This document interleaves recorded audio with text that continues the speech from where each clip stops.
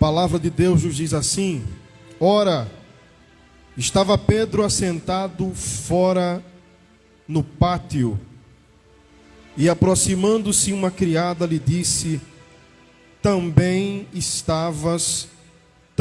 tu estavas com Jesus, o Galileu.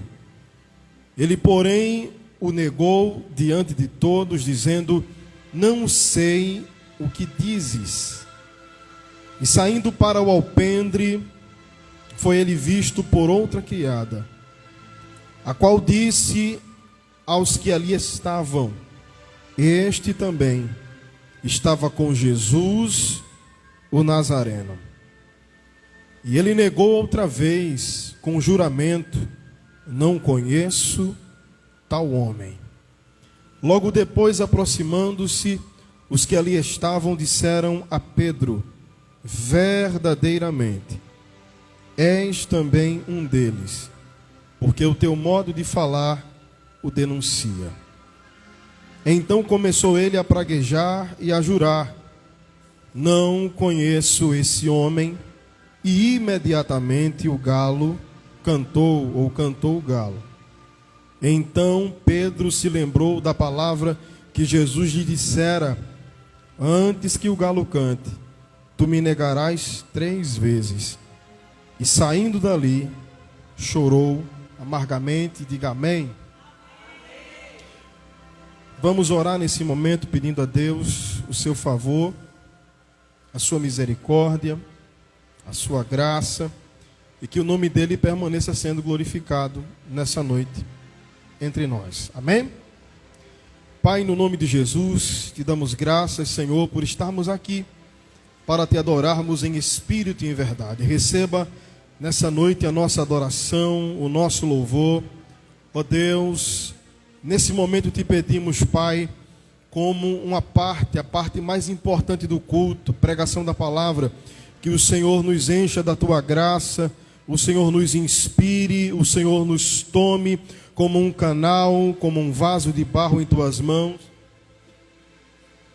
para que o teu nome seja glorificado, para que o teu nome seja exaltado, para que o teu nome santo seja enaltecido nessa noite. Pai, em nome de Jesus, que toda seta maligna, que todo dardo inflamado, ó Pai, seja nesta noite repreendido agora, seja nesta noite despedaçado agora, seja nesta noite quebrado agora, em o nome de Jesus de Nazaré. Dá-nos inspiração para pregarmos a tua palavra, dá-nos inspiração, Senhor, para orientarmos, ensinarmos a tua igreja. É o que te pedimos nesse momento, em o nome de Jesus. A poder no teu sangue carmesim, a poder no teu sangue carmesim, a poder no teu sangue carmesim. Que todos os demônios, Senhor, que vieram nesta noite para regimentar contra a tua palavra, sejam manietados e repreendidos em o nome de Jesus. Que toda força contrária, toda força demoníaca, ó Deus, que se ergueu e planejou contra este culto nessa noite, em o nome de Jesus nós os repreendemos, ó Deus, e impetramos, Senhor, pelo sangue da nova aliança, a falência e a destruição desses demônios. Que o teu nome seja glorificado entre nós, em nome de Jesus, em nome de Jesus. Queridos, abrindo a Bíblia no texto em apreço, nós adentramos a uma passagem muito conhecida da palavra de Deus, que nos apresenta a atmosfera em que Jesus foi preso e Pedro o negou. O texto em apreço que temos diante de nós apresenta-nos a atmosfera que a Bíblia vai nos narrar, pontuando, não é, essa história de forma progressiva, uma história tétrica, uma história triste, até porque se trata da negação de um dos maiores vultos do colégio apostólico. Estamos falando de Pedro. A Bíblia nos diz que no cenáculo, onde aconteceu a última ceia, Jesus avisou diante dos outros discípulos que Pedro haveria de negá-lo 3 vezes antes que o galo cantasse. Depois de cantar o hino, encerrando a parte litúrgica na Santa Ceia, Jesus vai com os 3 discípulos mais íntimos, mais chegados, até um horto chamado Getsêmani. Nesse lugar, juntamente com Pedro, Tiago e João, eles se põem a orar. A Bíblia nos diz que as empreitadas de Cristo para a oração sacrificial se deu em 3 momentos distintos. A bem da verdade, ele se afastou um pouco mais dos discípulos para orar nessas sessões específicas de oração, de quebrantamento e de clamor. Ao retornar para o círculo pequeno daqueles que com ele tinham maior intimidade, Jesus os encontrou dormindo. Ao os encontrar dormindo, a Bíblia Sagrada vai nos dizer que Jesus repreende a Pedro. Ora, não apenas Pedro dormira, Tiago e João também, mas Jesus vai falar com aquele que, sem sombra de dúvida, exercia um papel principal de liderança dentro do colégio apostólico. Encerrado o período de oração, os seus algozes chegaram juntamente com Judas, selando a traição com um beijo. A Bíblia Sagrada nos diz que ele é preso e é levado à casa do sumo sacerdote Caifás. Os historiadores nos dizem que a casa de Caifás se tratava de um palácio enorme, ladeado por um pátio. A Bíblia Sagrada nos diz em João, capítulo de número 18, do versículo 16 ao versículo de número 18, que um discípulo de Jesus, juntamente com Pedro, consegue acesso àquela casa. A bem da verdade, o discípulo anônimo do texto, ora citado, adentrou, disse João, porque era conhecido do sumo sacerdote. Pedro, na configuração inicial da cena, fica à porta do pátio. A Bíblia vai nos dizer que o discípulo que conhecia o sumo sacerdote e tinha essa liberdade para entrar naquele ambiente, percebe que Pedro está letargicamente parado à entrada na porta, e ele vai lá, juntamente com uma mulher encarregada da porta, fazer Pedro entrar, vai introduzir Pedro naquele ambiente onde o seu mestre estava sendo julgado. É essa a cena que temos diante de nós. É essa cena inicial que se apresenta diante de nós. A Bíblia Sagrada nos diz que ao adentrar nesse pátio da casa do sumo sacerdote, Pedro vai se misturar com os que ali estavam, guardas e servos. Guardas e servos. Pedro vai se achegar a uma fogueira feita por eles para no frio da madrugada, se aquecer. O termo usado no grego para indicar a fogueira, conforme os estudiosos, os eruditos, é um pouco diferente, porque não vai se tratar de chama. A Bíblia, na etimologia, para explicar a luminosidade daquela chama, vai usar o termo postes, que é justamente uma luz. É por isso que o rosto de Pedro fica iluminado e ele é percebido em sua identidade dentro daquele pátio.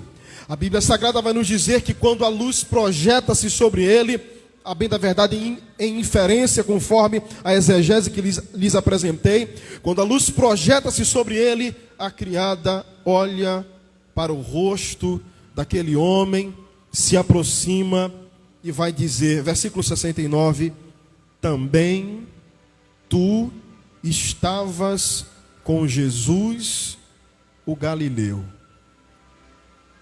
Também tu estavas com Jesus, o Galileu.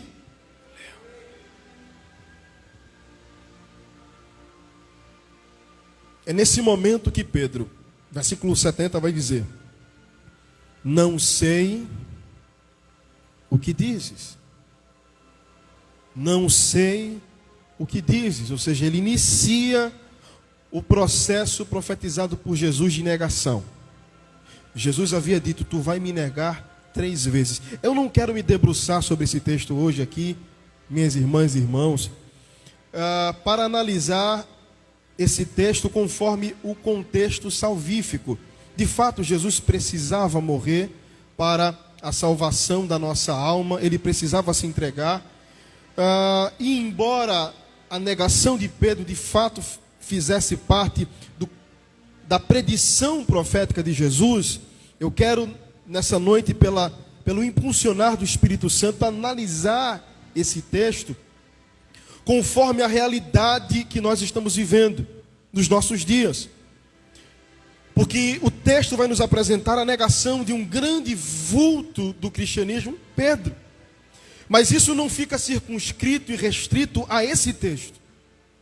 Ainda hoje existem pessoas negando Jesus, e eu quero subordinar essa mensagem ao tema geração que nega a Deus. Geração que nega a Deus. Não é um tema fácil de pregar, não é um tema muito badalado na nossa geração, mas é um tema que se faz necessário pregar. Então eu conto com a tua oração e intercessão nessa noite para me ajudar. Amém?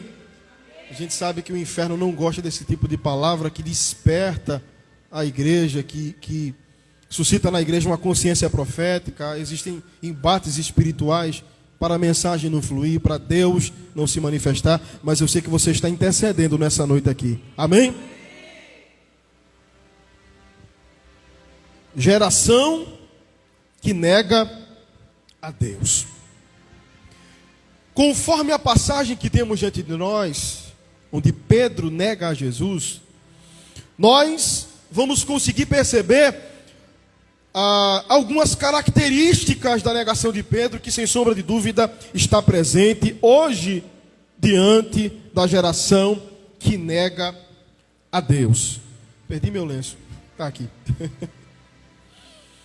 E essas características, meus irmãos, permanecem as mesmas, porque essa queda progressiva daqueles que vão negar a Deus os seus valores, a Cristo e os seus valores, segue diametralmente semelhante àquilo que Pedro fez, negando Jesus, e essas características nos farão entender melhor alguns passos trilhados pela nossa geração, que tem gerado, infelizmente, uma conduta e um caráter desleal para com Cristo e os seus valores. Vamos lá. Primeira característica da geração que nega a Deus. Abra a sua Bíblia em Lucas capítulo 22. Foi por isso que eu me confundi no início da leitura. Estava com Lucas na cabeça. Lucas capítulo 22. Vamos ler o versículo 59.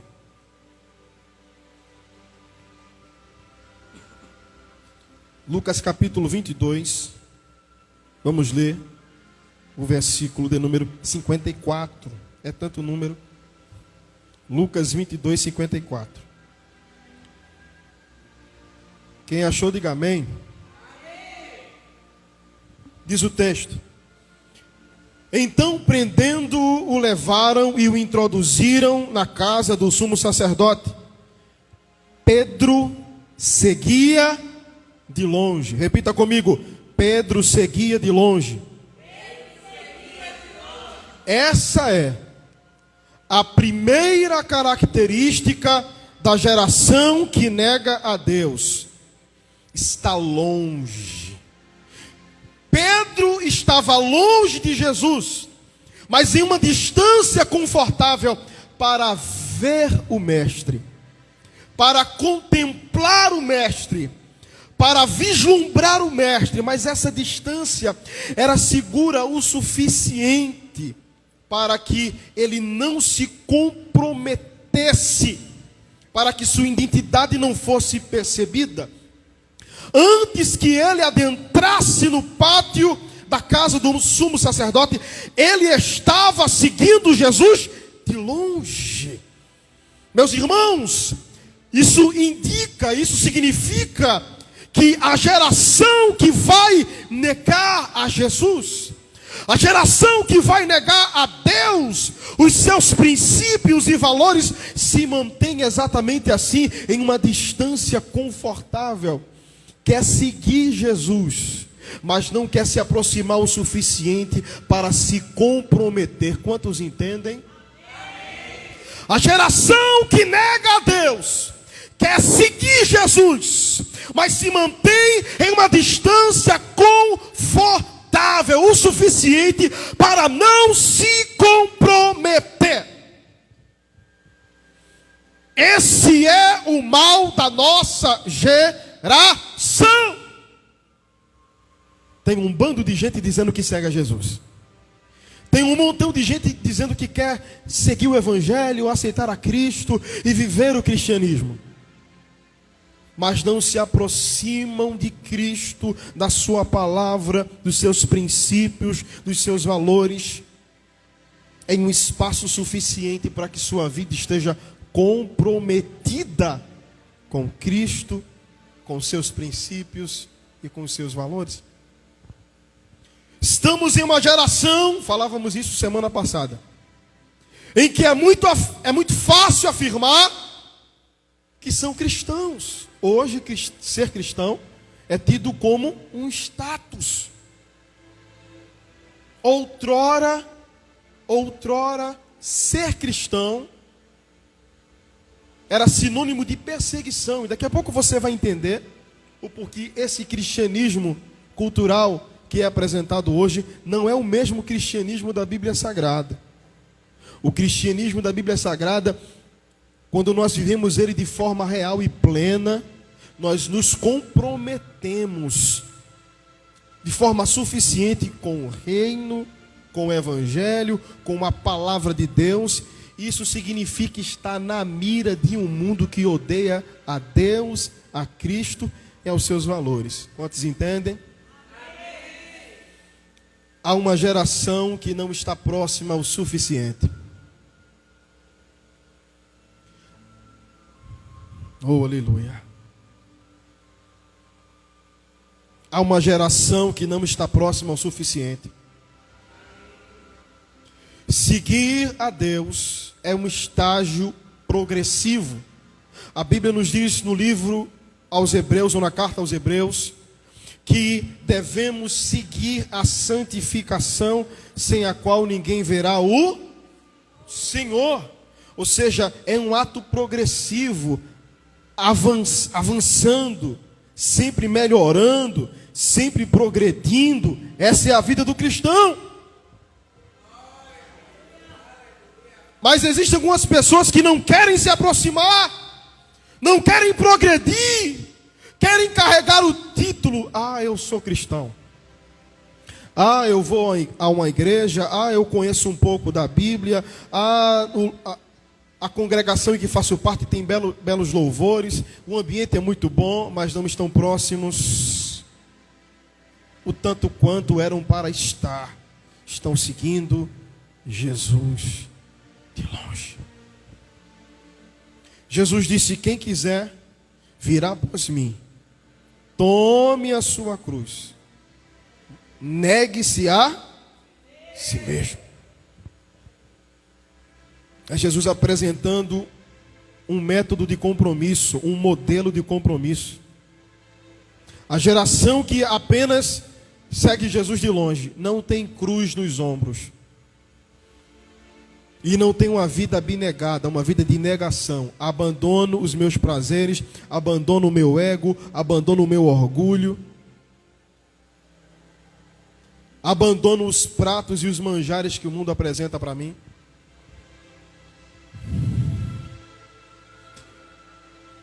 O Espírito Santo nesta noite, através dessa mensagem, convoca e convida essa geração a se aproximar de Jesus.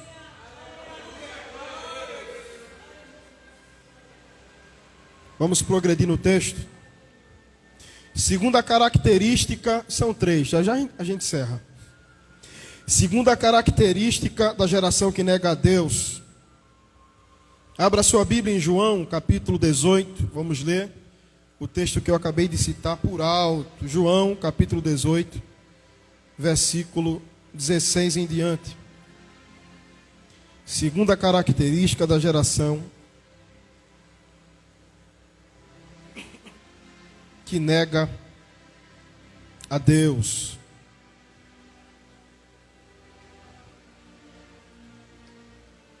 João capítulo 18, versículo 16 em diante. Todos acharam? Amém. Versículo 15. Vamos ler. Aleluia. Está escrito assim: Simão Pedro e outro discípulo seguiam a Jesus. Sendo este discípulo conhecido do sumo sacerdote, entrou para o pátio deste com... Veja a cena. Perceba a cena. Esse discípulo, que a Bíblia vai mantê-lo no anonimato, embora a especulação teológica apresente ele como um dos 3 pertencentes ao ciclo íntimo de Jesus. Não vou me debruçar sobre especulação, vou ler o texto como ele está. Um discípulo que nos é apresentado aqui de forma anônima, juntamente com Pedro. Esse discípulo é apresentado para nós no texto como alguém que conhecia o sumo sacerdote. Para você que não sabe, o termo conhecer aqui no original grego significa ter com ele amizade. E daí, pastor? E daí que o sumo sacerdote queria matar Jesus? E daí que o sumo sacerdote já vinha planejando isso há muito tempo? E daí que, conforme a narrativa bíblica, esse discípulo de Jesus tem, com a luz da exegese, com o sumo sacerdote, um nível de amizade. E esse nível de amizade dava para ele a facilidade do acesso à casa desse homem. E não apenas isso, ele facilitou a entrada de Pedro dentro desse ambiente. Detalhe, ambiente em que Jesus estava sendo julgado. Quantos estão me acompanhando, digam amém. Amém. A pergunta que não quer calar, e aqui já vou apresentando características da geração que nega a Deus. Como é que Jesus é hostilizado em um ambiente? Como é que Jesus é hostilizado por um grupo e um nicho de pessoas? E um discípulo genuíno de Jesus, pastora Milka, transita nesse mesmo ambiente sem nenhuma dificuldade, sem nenhuma ojeriza, sem nenhuma estigma, sem nenhuma retaliação. Isso é no mínimo estranho, sim ou não? Ao que parece, eu estou lendo o texto, exegese simples e pura, sem nenhum sustentáculo externo, Bíblia pela Bíblia.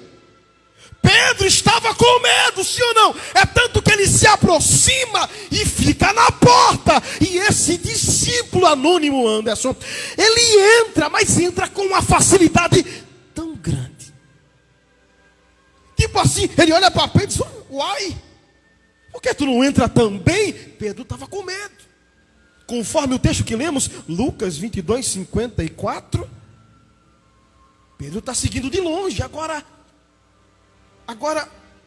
no desdobrar e no desenrolar da história, o epicentro dessa história se dá, a princípio, na casa do sumo sacerdote. Jesus está lá para ser hostilizado em um horário inapropriado para um julgamento legítimo, um lugar de ilegitimidade, de ilegalidade, onde Jesus vai ser, de forma iniciática, condenado, falso testemunho liberado contra ele, nesse lugar de ilegitimidade, de ilegalidade, dobra atenção, de oposição ferrenha, tem um discípulo de Jesus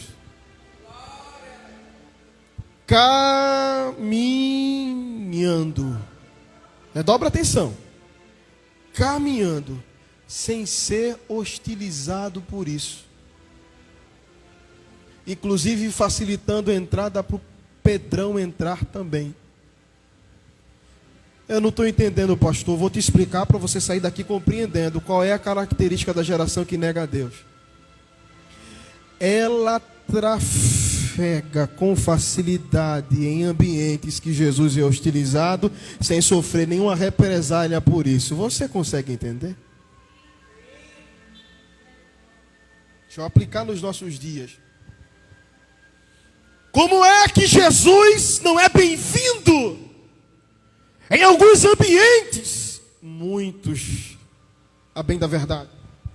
Como é que Jesus, a sua mensagem, o seu evangelho é rechaçado pela nossa cultura, pelo nosso tempo, em círculos culturais?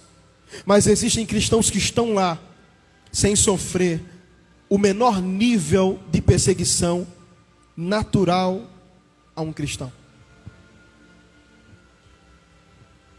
Isso é conectado com a primeira característica que eu apresentei, a geração que anda ou segue Jesus, mas não está próximo dele o suficiente. E a geração que segue a Jesus sem estar dele próxima o suficiente, de fato não vai ter nenhuma característica e nenhuma marca do verdadeiro cristianismo. Por isso vai a todo lugar e não sofre represália. Que é Manácia. Por isso vai a todo ambiente, a todo lugar e não sofre nenhum tipo de retaliação.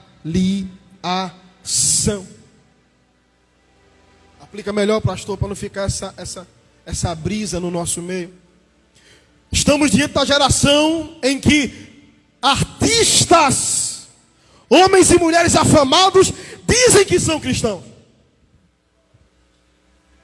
Mas o dizer é uma coisa e o ser é outra totalmente diferente. É exatamente por isso que a vida deles não está em risco. Esse discípulo adentra em um lugar em que a associação com Cristo, a simples associação com Cristo, colocaria a vida dele em perigo. Colocaria a cabeça dele a prêmio, mas ele está lá.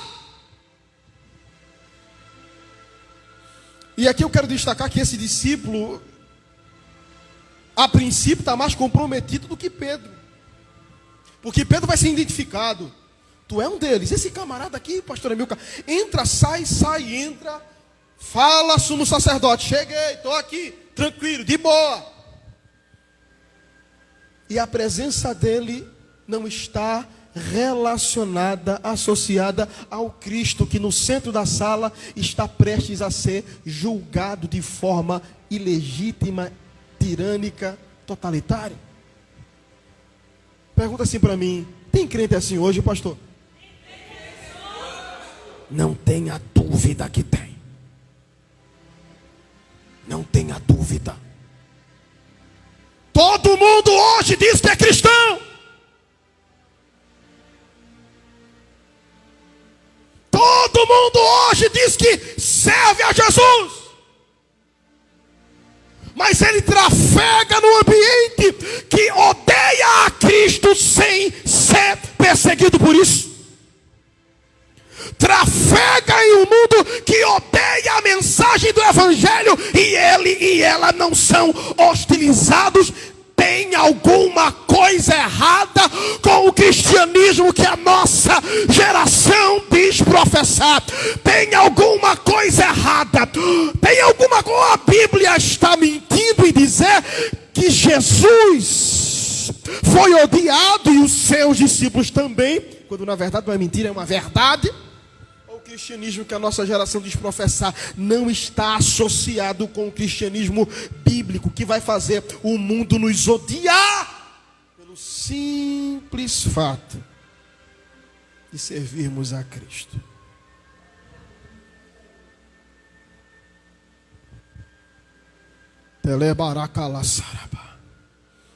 Ele tem amizade com o sumo sacerdote. Ele trafega com facilidade no ambiente que odeia a Cristo. Isso é antinatural. Pedro estava distante na sua fraqueza espiritual, mas quando foi percebido, todo mundo sabia: ei, tu estavas com ele, tu és um dos tais. Mas esse discípulo aqui, ele consegue trafegar nesses ambientes e nada parece lhe afetar. Eu fico matutando aqui com as ideias, pensando aqui. Como é que alguns cristãos conseguem estar em alguns lugares?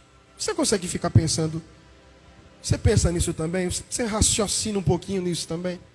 Estão em alguns lugares que não cabe Jesus, ou Jesus lá é massacrado, pastor, igreja, evangelho é extirpado, estigmatizado. E esse discípulo de Cristo está lá, não é discípulo genuíno, não é discípulo autêntico. Dá para dar um amém? Amém? O discípulo de Cristo autêntico vai ser perseguido. Abra sua Bíblia em Mateus, capítulo 5. Mateus, capítulo 5.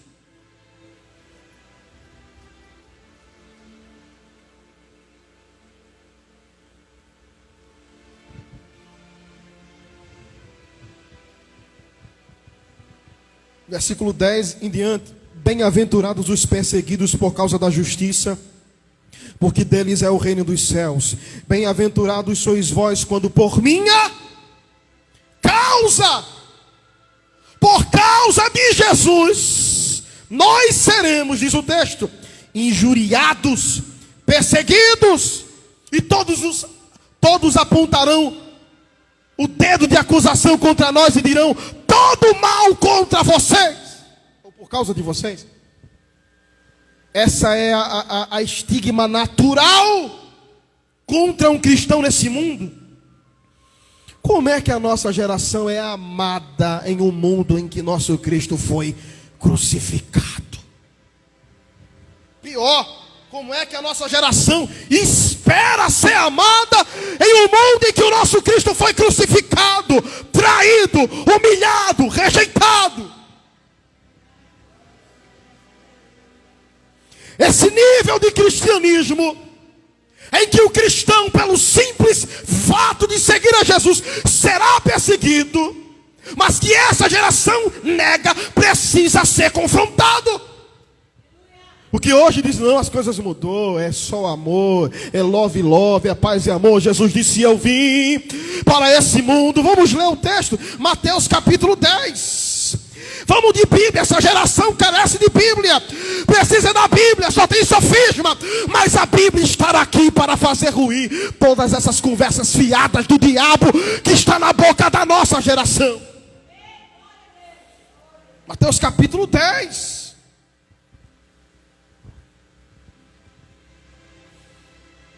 Capítulo 10, versículo 34 em diante diz assim: não penseis que vim trazer paz à terra. Não penseis que vim trazer paz à terra. Quem disse isso? Jesus. Não vim trazer paz, mas espada. Peraí, pastor, Jesus era um revolucionário, doidão da cabeça, com uma espada na mão e 12 delinquentes atrás dele. Não, o texto aqui, no seu contexto, apresenta um Jesus que simplesmente pelo fato de ser quem era e enviar os seus discípulos, o conflito iria surgir por causa disso. Veja o texto. Ele explica o nível da espada, ou espada do texto. Pois vim causar divisão entre o homem e seu pai, entre a filha e sua mãe, entre a nora e sua sogra. Assim os inimigos do homem serão os da sua própria casa. Jesus dizendo: por causa de mim vai haver divisão. Vai haver divisão. Um homem, um filho e um pai, uma filha e uma mãe, uma nora e uma sogra, conflito. Por quê? Porque Jesus não é bem visto. Jesus não é amado por esse mundo caído. É por isso que alguém da nossa própria família, ou da tua própria família que ouve essa mensagem agora, te odeia, zomba de você, por causa da tua fé, porque você vem à igreja, porque você vem ao culto, porque você diz que crê em Jesus. Isso não é antinatural, isso é natural. Mas hoje em dia a nossa geração quer ficar bem na fita de familiar, da cultura, do mundo, da sociedade, e são verdadeiros crentes, agentes secretos.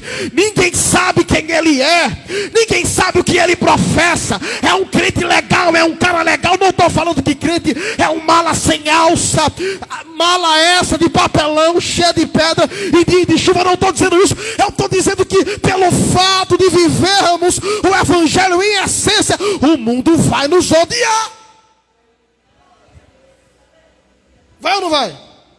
Mas hoje em dia estamos num coleguismo tão grande com o mundo, que eu pego na mão do idólatra, pego na mão do feiticeiro, e cantamos a We Are the World.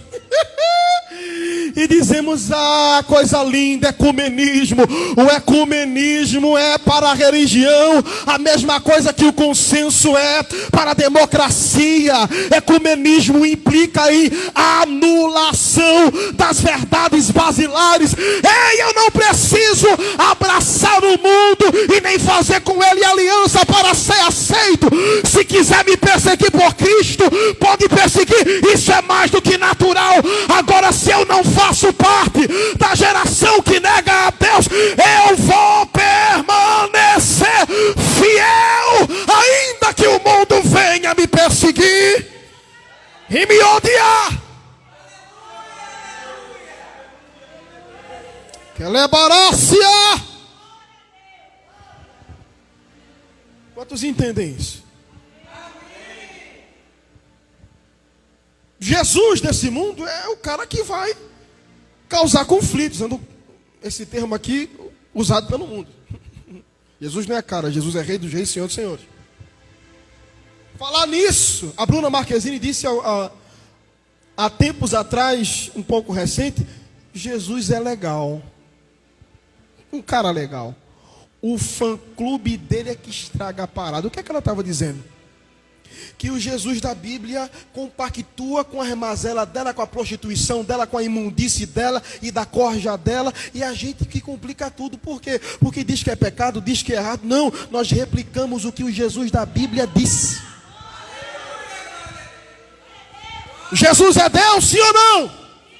De ponta a ponta, o Deus da Bíblia condena as práticas pecaminosas, sim ou não? Mas eles dizem, quando Jesus se manifestou, perdoou o pecador, perdoou, mas disse assim, vai em paz e não peques mais. O Jesus bíblico não passa a mão no pecado. O Jesus bíblico não é complacente com as mazelas desse mundo. O Jesus bíblico falou de céu, mas nos evangelhos falou mais de inferno. Mateus capítulo 11, ele disse, ai de ti Corazim, ai de ti Betsaida, ai de ti Cafarnaum. O que é isso, pastor? As cidades que viu o milagre, viu a provisão, viu o cego enxergar, viu o endemoniado ser liberto, mas no final foi incrédulo. Jesus disse, vocês são incrédulos, não creem, não absorvem a mensagem, não tem compromisso com a mensagem. Por causa disso vocês serão lançados no inferno. E aí, mundo, Jesus ainda é um cara legal para vocês? Nossa, pastor, eu não sabia que ele tinha falou do inferno e ainda disse quem ia para lá. Ah, mas é Jesus. Epa, outro lá. A Bíblia, que é a nossa regra de fé e prática, nosso arcabouço de fé, é para nós o modelo da nossa pregação, sim ou não? Sim. E é fundado nos textos que estão aqui, que nós dizemos as mesmas coisas que Jesus. Jesus disse, eu dei o exemplo para que vocês façam de forma semelhante. O que ele abomina, a igreja abomina. O que ele odeia, a igreja odeia. O que ele não compactua, a igreja não compactua. O que ele não aprova, a igreja não vai dar um selo de aprovação do céu. Jesus disse, eu estou com vocês e dei a vocês autoridade. O que ligarem na terra já terá sido ligado no céu. Se eu prego aqui na terra que homossexualismo, feitiçaria, adultério, esoterismo, paganismo, homicídio é errado, é prática pecaminosa, é porque o céu já taxou lá em cima, é errado. E a igreja replica, prega aquilo que Deus em sua palavra deixou escrito para nós.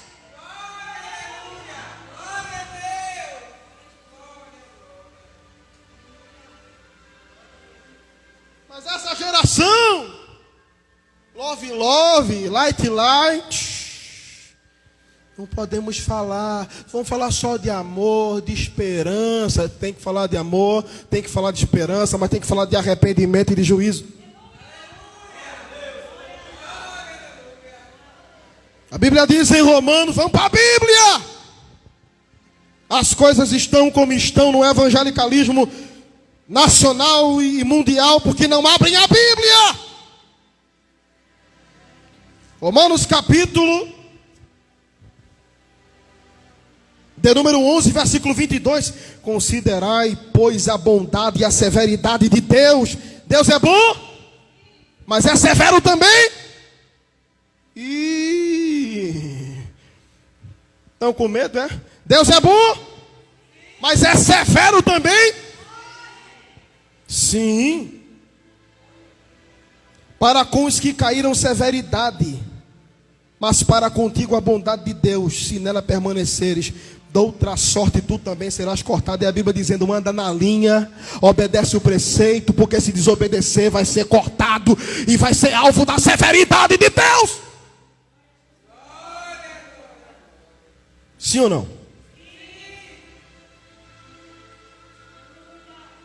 Mas essa geração não quer pregar isso não. Deus é bom, Deus é bom. O evangelho pleno e completo apresenta um Deus bom, mas também apresenta um Deus que é severo para aqueles que não se submetem ao seu modus operandi, à sua palavra.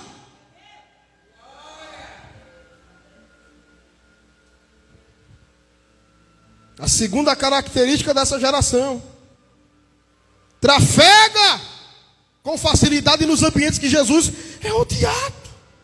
Não é afetada pelos estigmas de Cristo.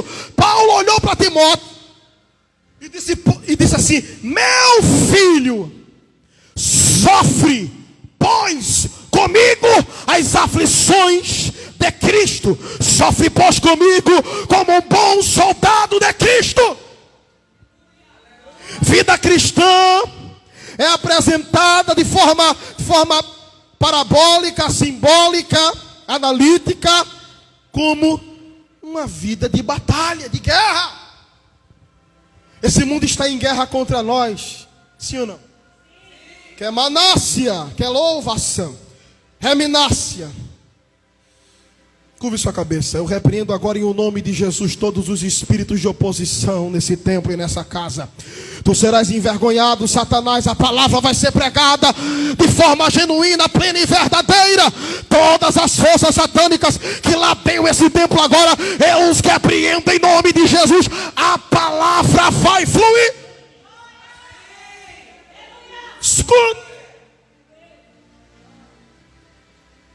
Sofrer, ninguém quer mais sofrer. Paulo disse: eu trago as marcas. O que significava? Significava que ele foi açoitado, mas não apenas isso. Ele era perseguido. As perseguições e opressões do mundo vieram contra ele, se opuseram contra ele. Ele sentia dores, ele sentia a retaliação emocional, psicológica, física.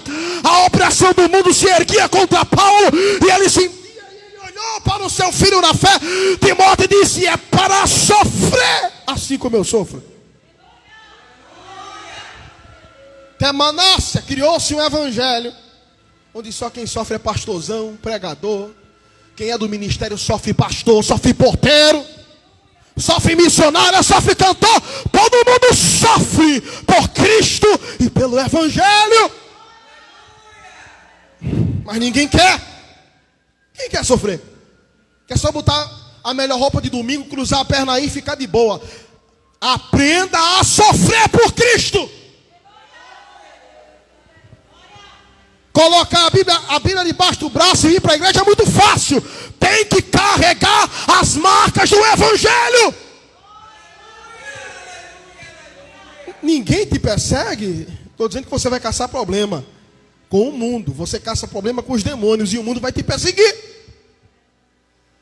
O crente que vive uma vida alavante, muito tranquila, tem alguma coisa errada. O mundo vai te odiar.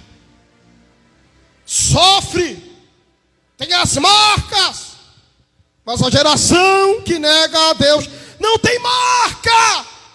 Não sofre. Não é perseguido. Eu sou protestante. Mas eu sou amiguinho do catolicismo, da idolatria. Um dia desse, um grande podcast nacional evangélico, Jesus Cop, chamou um padre para ser ouvido. Chamou um padre para participar do podcast. Eu pergunto, o que é que o cristão tem para aprender com o padre que adora Maria, que adora imagens? Absolutamente nada. É o cristão evangélico, real, protestante, que tem alguma coisa para falar sobre a verdade bíblica. Nossa geração. Nossa geração agora é amiguinha de padre, amiguinha de feiticeiro. Eu vi aqui em Olinda uma igreja batista em que feiticeiro foi chamado para dar palestra de tolerância religiosa dentro da igreja. Nós não temos discriminação com pessoas. Vamos falar, nos comunicar. Agora, doutrinariamente, a Bíblia diz: não tolerem a feitiçaria, a idolatria. Quem promove, quem propaga, quem promulga tudo isso precisa ser confrontado. O que é que tem a ver com geração que nega a Deus? Tudo.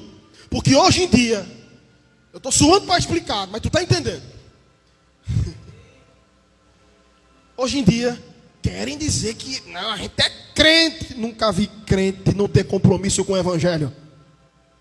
Tecaná sarabiafá.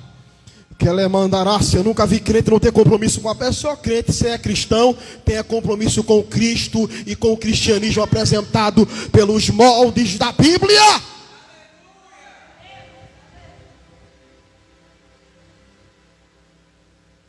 Essa geração não tem compromisso com nada. Nada que implique perder a vida por Cristo. Nada que implique perder alguma coisa por Cristo. É ganhar. Por falar em ganhar, já está nos noticiários do Brasil alguém que está cobrando 20 e poucos mil para pregar. Quer ganhar. Mas perder pelo reino e pelo evangelho, não. Isso não é cristianismo. Isso não é verdadeiro evangelho. Isso é uma geração que nega a Deus. O profeta Isaías profetizou: essa geração me professa com os lábios, mas me nega no coração. Deus não está procurando bam, estrelinha do gospel, estrelinha da oratória, da prédica, estrelinha dos grandes congressos e afamados congressos da nação. Mas que quando o céu precisa de uma apologeta, de um defensor da palavra, ele corre, ela corre. A geração que nega a Deus será exposta pela palavra.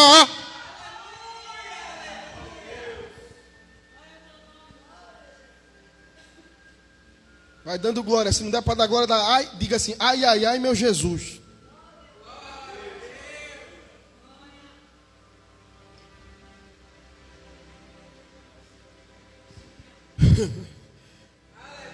Quem está acompanhando ou quem vai acompanhar na internet depois no YouTube, é essa mensagem que nós pregamos aqui. Tem dia que Jesus manda a vitória, ele manda ou não manda?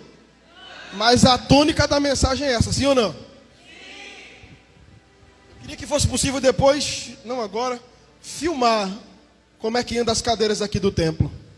Dá para contar nos dedos quem quer ouvir essa palavra e quem quer congregar aqui. Querem oba-oba, querem afago, mas não querem se associar nem com o verdadeiro evangelho e nem com aqueles que são perseguidos pelo verdadeiro evangelho. Nós somos aqui perseguidos pelo verdadeiro evangelho. O pastor dessa igreja, 5 processos. Ainda essa semana recebi aqui, acho que botaram um patinete nos pés dos, com todo respeito, dos oficiais de justiça, que eles estão vindo aqui direto. E o murmúrio que corre dentro de Igaraçu de Cruz de Rebouças não vai naquela igreja não, que tu pode ser preso enquanto está sentado assistindo o culto, como se fosse uma desonra. Se chegasse aqui a polícia e viesse nos prender por pregar o evangelho, não seria desonra, seria honra. Mas não querem se associar. A geração que nega anda distante.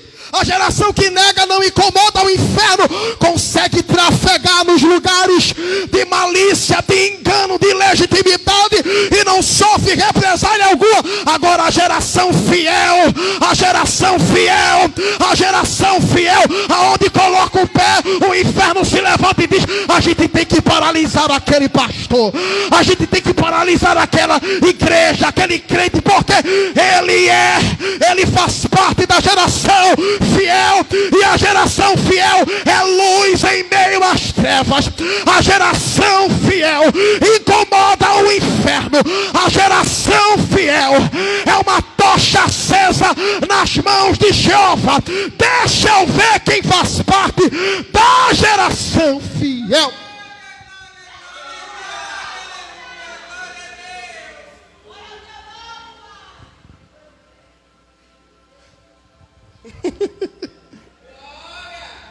Amém, irmã Beta? Pelo simples fato de servir a Cristo, nós vamos ser estigmatizados. O que é isso? Colocar uma má fama, um apelido. Não presta, não vale nada, só quer ser mais crente, só quer ser mais santo. Estigma é isso. Mas a geração que nega não quer. Hoje está tão fácil ser crente que um dia desse aí, um show de uma dupla sertaneja, que não é cristã, onde a turma está lá cantando de adultério, de pornografia, de encher a cara. Um pastor dessa geração pop foi chamado para dar uma palavra. Ele disse assim: estive lá para falar de esperança. É claro que tu vai falar esse evangelho fofo. Tu vai dizer: abandona a mulher que não é tua, abandona a cachaça. Ele vai dizer: abandona uma vida dessa. Não vai, é claro que vai falar os estereótipos mais amigáveis, mais aprazíveis, falando de esperança. É claro, fale de esperança, mas fale de arrependimento. Não vai falar, mas é nunca. É o discípulo anônimo que entra na casa de Caifás. Entra, a gente gosta de tu, vem, diz, a gente gosta de tu. Tu quer ficar aqui sentadinho enquanto enquanto Cristo é cuspido? A Bíblia diz que ele foi esbofeteado naquele salão, daquele palácio. Como é que tem discípulo lá que não está sofrendo um ai? É maracébita. Ainda hoje o Espírito Santo me disse: filho, fale essa palavra à noite e diga que eu estou a ponto de vomitar essa geração que diz que me teme, que diz que me serve, mas comigo não tem compromisso.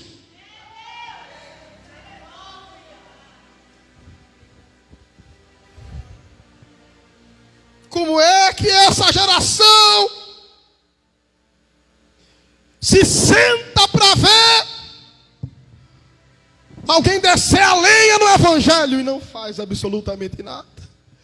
Agentes secretos, sem compromisso com a palavra e com o evangelho.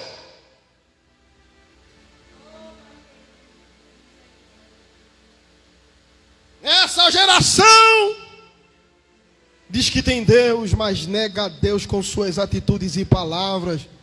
Essa cambada de raça de víbora, de cantor famoso, de figura pública, do establishment social, nem saiu direito a palavra, mas recebe um santo, que está por aí dizendo que crê, que é crente, mas não tem compromisso com o evangelho. Ou você se arrepende, ou vão ser alvo da severidade de Deus.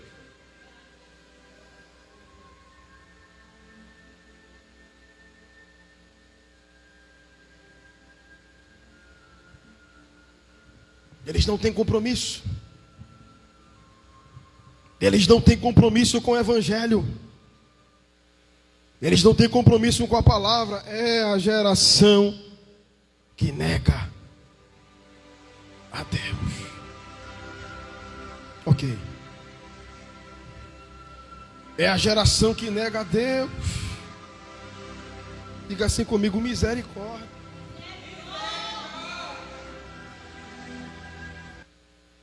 Terceiro ponto, e a gente caminha para o fim. A geração que nega a Deus não assume compromisso com os estigmas. Eu acabei de explicar o que é estigma. É uma má fama que colocam contra nós, porque nós servimos a Cristo. Sim ou não? Já foi perseguido e chamado de alguma coisa porque serve a Jesus? Levanta a mão.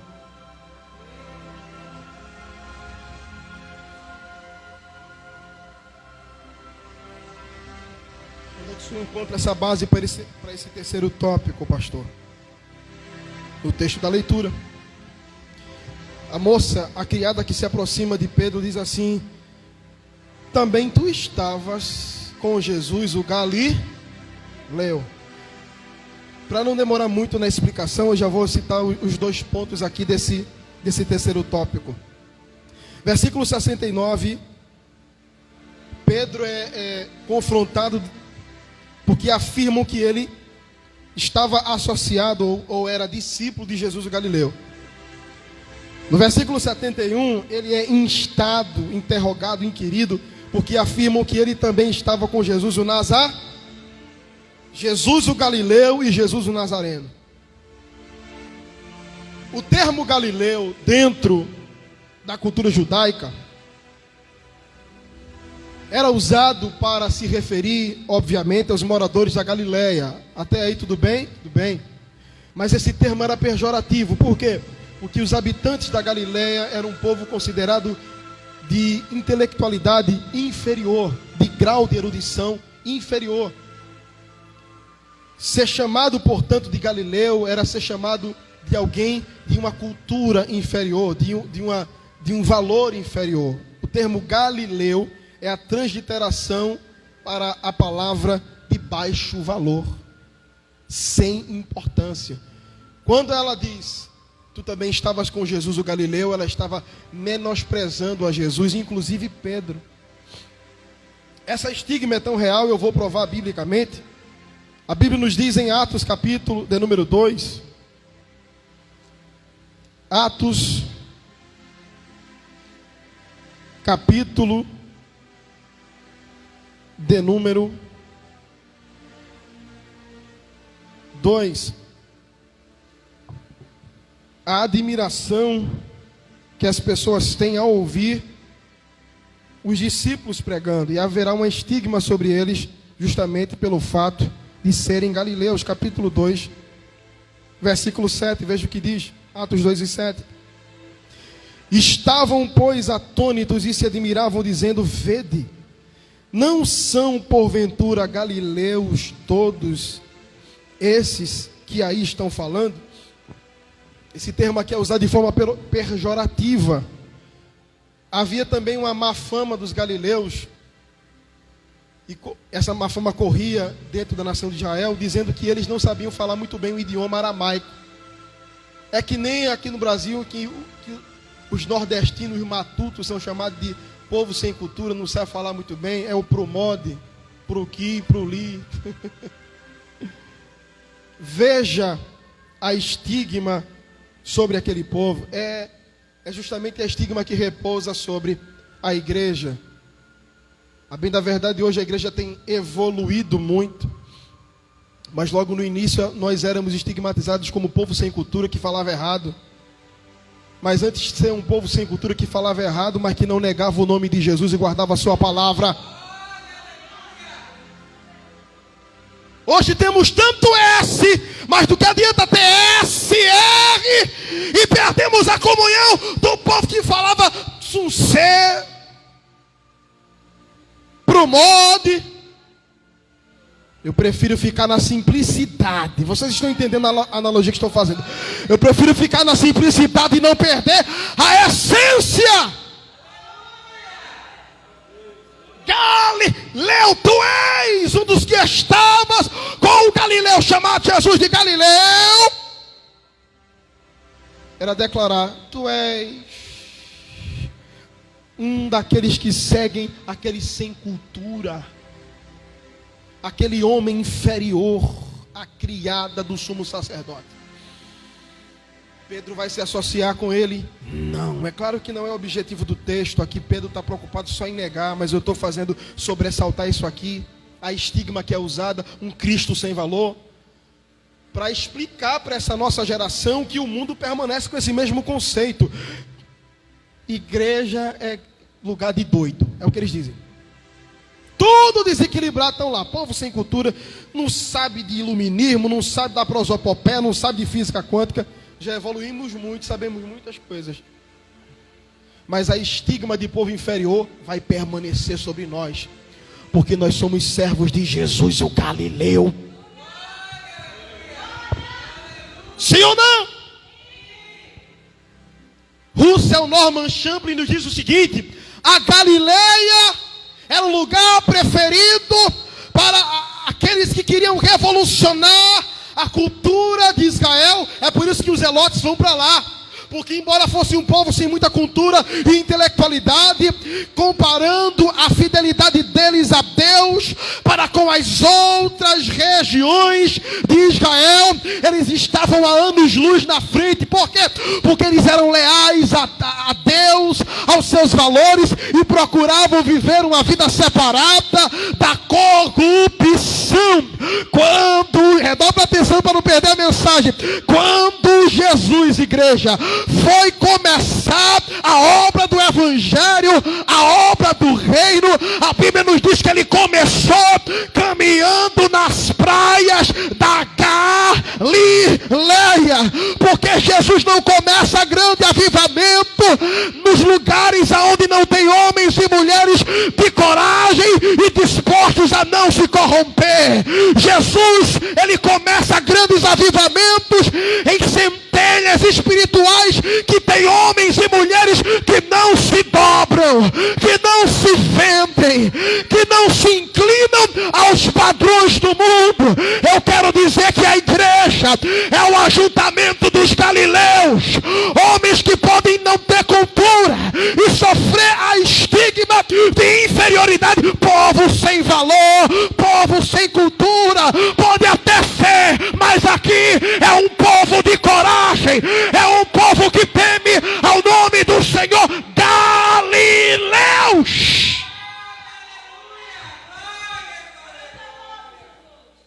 Quemanácia, o imperador romano, aqui é Bíblia e Pentecoste, recebe. O imperador romano Juliano, o imperador que ascendeu e foi o rei no período considerado da morte do paganismo, ano 361, 362, ele estava no trono e incomodado com os crentes. Escreveu coisas contra os crentes, ainda hoje se escreve, não é? A mídia corrompida, a mídia paganizada. E perseguia os crentes. Ele chamava os crentes de galileus. Se opunha a Cristo e chamava Jesus de o Deus Galileu. Passou a sua vida inteira e o seu curto reinado, pastor Amilcar, missionário Anderson. Sei onde é que eu tirei isso, mas recebe. Perseguindo o povo do Deus Galileu. Certo dia ele é acometido de uma ferida mortal do seu lado. Olha aqui para mim e veja o que é o Deus dos Galileus e o Deus Galileu. Essa ferida mortal do seu lado estava esvaindo sangue, o sangue jorrando, e ele na cama. Antes de morrer, esse cara que perseguiu os cristãos, estigmatizando eles como povo sem valor, galileus, antes de morrer, o sangue escorrendo do seu lado. Diz-nos a história, ele coloca a mão no sangue, pega partículas de sangue e deitado na cama, joga para o ar. E quando joga para o ar, ele diz assim: vencestes, Galileu.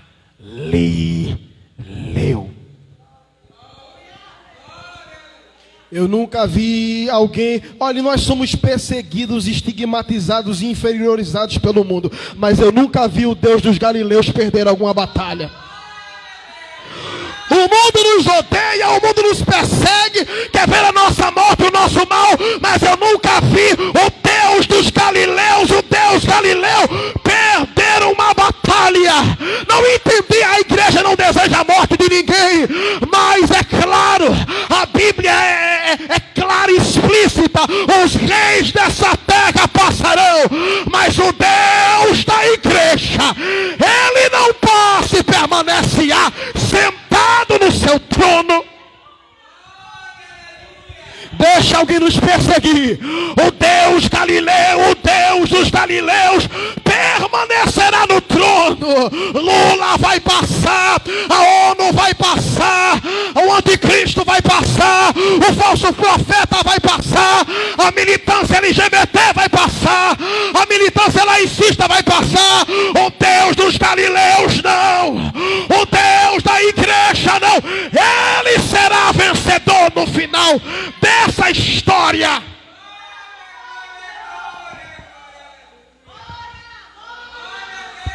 Kenácia, Fernandinho tem um hino tão lindo, né? Galileu. Ah, como eu queria uma banda aqui comigo, mas nem tocador corajoso eu tenho para se associar. Então vai no gogó mesmo, Galileu. Jesus, eu me rendo ao seu amor. Pode nos estigmatizar, e quando o mundo vier dizer, tu é um dos tais, como diz o hino antigo da harpa, podes tu também dizer, sou um dos tais. Quando o mundo vir nos interrogar, tu és um dos tais quais? Daqueles que pregam, daqueles que louvam, daqueles que cantam, daqueles que... Sou eu. Tu é daquele que prega contra o pecado, sou eu. Galileu, servo do Galileu, servo do Galileu. Pode nos estigmatizar, nós não vamos negar as nossas origens. Pega na mão desse crente para profetizar. Já estamos encerrando. E diga assim: podem até nos estigmatizar. Foi muito difícil essa palavra, melhor. Diga assim: pode até falar mal de nós, mas o nosso Deus está do nosso lado. Acabou-se.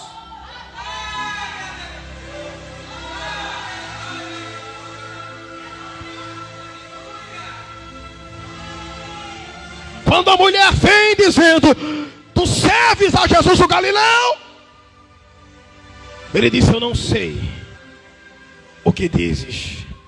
Tem alguém por aí se fazendo de desentendido, igreja? Que é Manácia, Cristo e os nossos valores estão sendo inferiorizados por esse mundo. E alguém está dizendo: eu não sei o que é que está acontecendo, não estou nem entendendo. Está no ambiente de repressão à fé, mas não se posiciona. E aqui eu cito algumas características da negação dessa geração. Essa geração apresenta a negação moral. Diz que serve a Jesus, mas a sua vida não combina. O seu modo de conduta não combina com Cristo. Está negando Jesus com suas obras. Negação moral. Hoje a fama que corre é: cantor famoso se batizou. Que coisa linda. Mas do que adianta se batizar em dezembro, e quando chegar fevereiro vai pro bloco, vai pro carnaval, vai tomar cachaça, e a música dele vai mandar o povão tomar cachaça também. Isso é negação moral.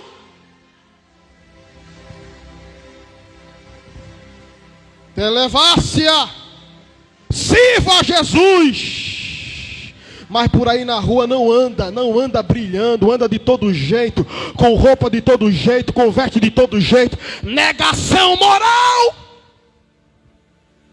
Aquele não é crente, né? Aquele não é crente. Ele não é crente, não é? Como é que está daquele jeito? Negação moral. Segunda negação, negação teológica. Jesus está sendo estigmatizado, o mundo está levantando os seus eruditos, os homens que militam contra a nossa fé, e um bando de teólogo com anel nos 10 dedos na mão, todos confetem com anel até nos dedos dos pés, mas não falam nada porque tem medo. Negação teológica, que se trata de negação apologética. Terceira negação, negação dissociativa. É aquela negação assim, eu não sei nem quem é esse povo. É a mesma coisinha de Pedro. Tu és um deles, tu estavas com Jesus, o Nazareno. Não conheço. Versículo 72. Não conheço tal homem. É justamente a negação dissociativa. Eu não vou me associar. Tem um hino muito lindo da banda americana chamada Newsboys. Só o Anthony que conhece. Newsboys. Uma música linda lançada à época do filme Deus Não Está Morto 2, chamada Guilt. É isso aí, pastora Milka? Se não for... Guilt. Pastora Milka é demais. Ela fala inglês, pessoal. Ó, varão, tu tá vendo esse vídeo aí? Ela fala inglês, varão. Tu tá perdendo a tua bênção. Guilt. Pronto. Significa culpado. Há um termo lá nessa letra que diz o seguinte: eu sou culpado. É uma música que expressa a perseguição do mundo contra os cristãos que querem nos taxar de culpados. Aí no hino, na música, ele diz: eu sou culpado. Culpado de quê?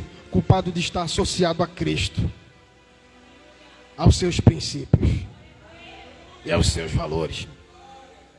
Eu encerro dizendo que a negação dissociativa, ela impera nessa última hora aqui na igreja.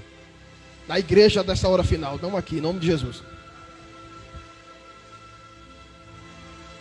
Querem estar na high society, no status da fé. Mas quando a fé nos pede para nos associarmos com o sofrer por Cristo, ser perseguido por Cristo, ser odiado por Cristo, ser processado por Cristo, ser preso por Cristo, a galerinha mais ou menos vai-se embora, porque não quer se associar com isso. Aí eu pergunto: se o pastor dessa igreja fosse preso, quantos membros ficariam ainda nela? Foi nem para buscando resposta, mas glória a Deus pela vida de vocês. Se uma penca de pastor começar a ser preso, porque vai, nessa última hora, começarem a ser presos pelo evangelho, quantos membros de sua membresia vão ficar? Ou vão dizer: tu é daquele pastor lá, daquela igreja? Eu não. Eu visitava em meio de Santana, mas nem isso. Eu visitava em época de congresso, mas não. Parece cômico, engraçado, mas é realidade. Tem muita gente correndo da associação. E quando a coisa começa a apertar, começa a correr. A geração que não nega é diferente da geração que nega. A geração que não nega, quando alguém diz: tu é daquele povo, tu é dos galileus. Eu sou.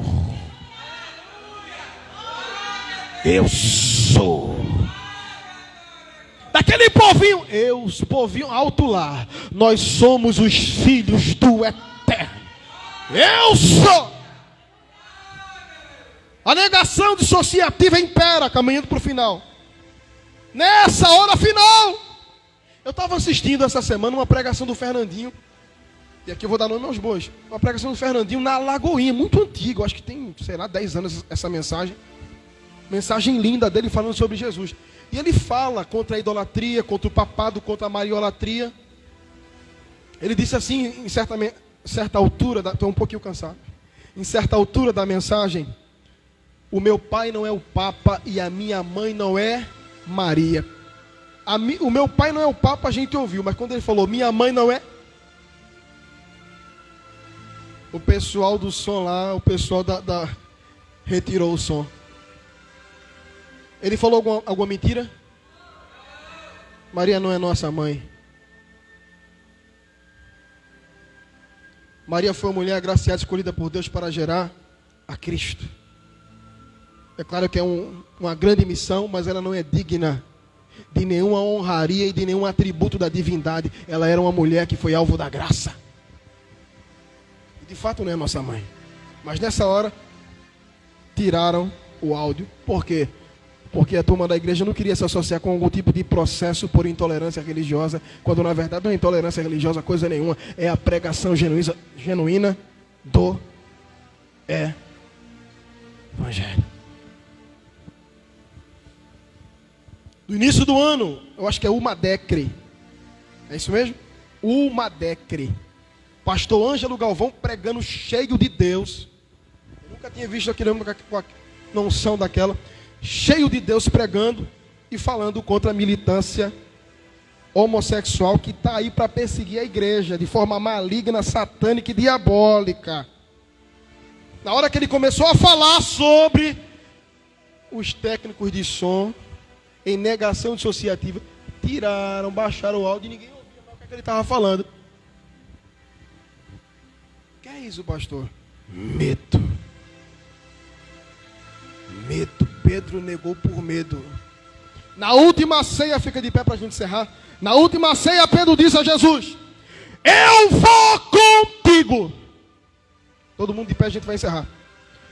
Ele disse: eu vou contigo. A irmã disse: vou até 10, viu? Eu irei contigo até a morte. Mas quando Jesus foi preso, foi levado, ele estava distante e longe, e quando teve acesso um pouco mais próximo, tendo a oportunidade de se aproximar ainda mais, porque se dissesse eu sou um dos tais, seria levado ao mesmo salão para cumprir o que confirmou. Ele disse: eu não conheço esse tal.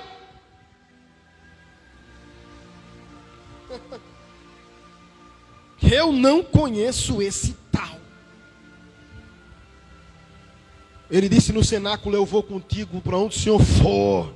Mas depois da prensa do Getsemane e na ameaça da casa do sumo sacerdote, ele se dissociou.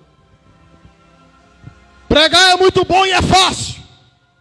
Cantar é muito bom e é fácil. Vir à igreja é maravilhoso e é fácil. Eu quero ver se manter fiel quando o mundo apontar a baioneta afiada da justiça contra nós e dizer: e aí? Qual tua associação com o evangelho que fala contra o homossexualismo, contra a feitiçaria, contra o paganismo, contra o ocultismo, contra adultério, contra a fornicação? Qual a tua associação? A geração que nega vai dizer bye bye, até logo. Mas a geração que se mantém fiel vai dizer: é isso mesmo. Sou Galileu, servo do Galileu.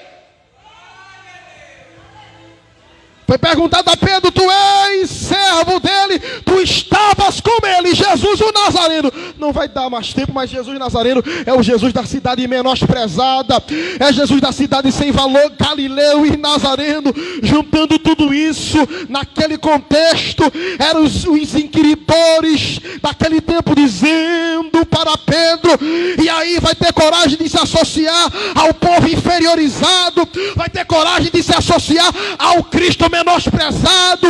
Os inquiridores daquele tempo tiveram a negação de Pedro. Eu quero dizer que na nossa geração, os questionadores do ministério público, os questionadores do laicismo militante, os questionadores que ladeiam-nos vão nos perguntar: e aí, é isso mesmo? Nós devemos responder com fé: eu faço parte do mesmo ministério do Galileu, que é Nazareno, Jesus Cristo. Diga amém.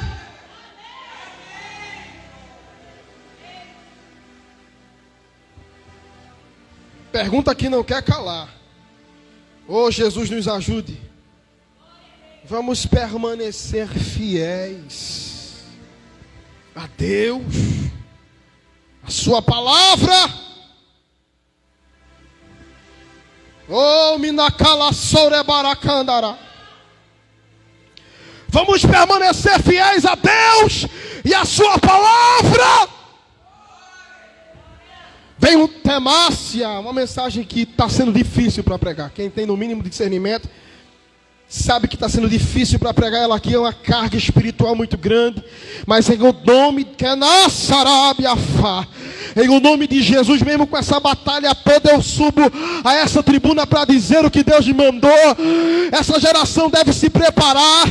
Essa geração deve se preparar. Fecha o teu olhinho aí, ora comigo em espírito. Na verdade, ora enquanto eu prego.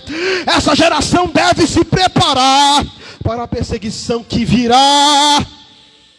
Porque se não tomar cuidado, vai negar, vai correr, vai dizer que não conhece, vai deixar de congregar. Oh, geração covarde, ainda há tempo de se arrepender. Eu venho para o culto, eu venho para a igreja. Quando permite a expressão, quando o bicho começa a pegar, começa a correr, começa a correr, começa a correr.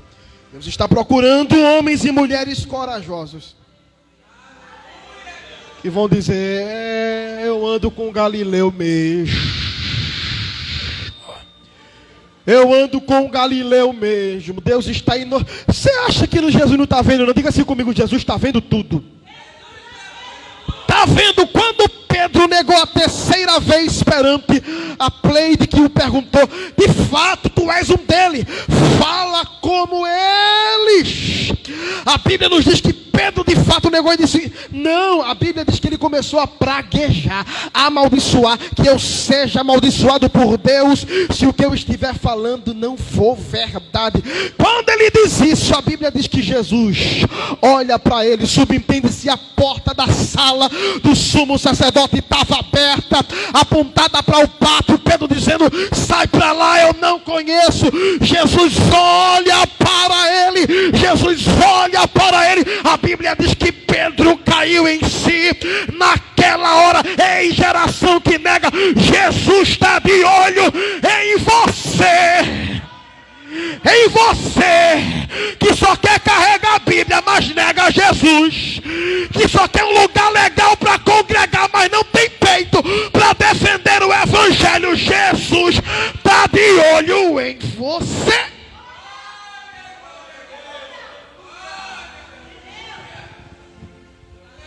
Está de olho.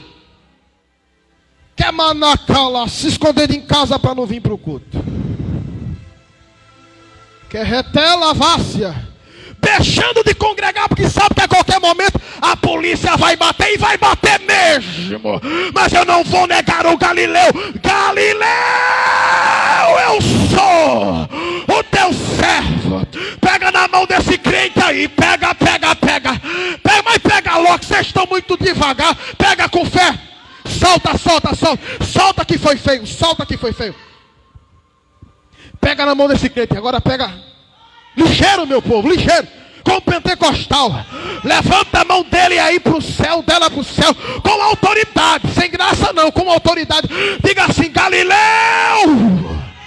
diga Nazareno, eu sou teu servo. Não negue. Não quer calar, saraba da calácia. Eu quero repreender no nome de Jesus todo espírito de pavor. Eu quero que na sarabiafá, eu quero repreender. Serébia, alabada calassorebe de canto revácia. Eita, Deus está de olho numa geração covarde. Deus está de olho numa geração medrosa. Deus está de olho numa geração que está correndo da parada. O Galileu está de olho em tu. Está de olho. Ele está de olho. Meus irmãos, estamos em uma batalha espiritual, em uma guerra espiritual. Eu quero declarar agora, meus irmãos, que vem sobre nós o renovo do céu e uma graça espiritual especial.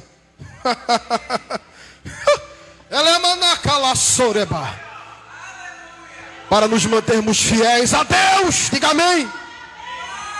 Quem me ouve, diga amém.